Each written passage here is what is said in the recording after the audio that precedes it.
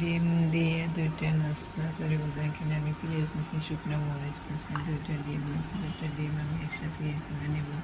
একটু সরিষার তেল দিয়ে দেবো। সবগুলো রুটি বানানো হয়ে গেছে, এখন আমি সবগুলো তেলের উপর দিয়ে দিব।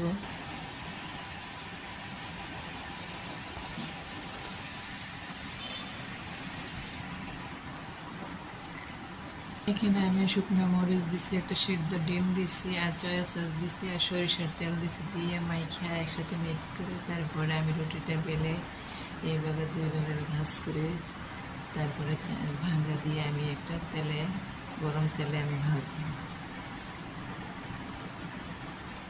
ঠিক আছে, সবগুলো বানানো হয়ে গেছে, এখন আমি এগুলো তেলে ভাজবো।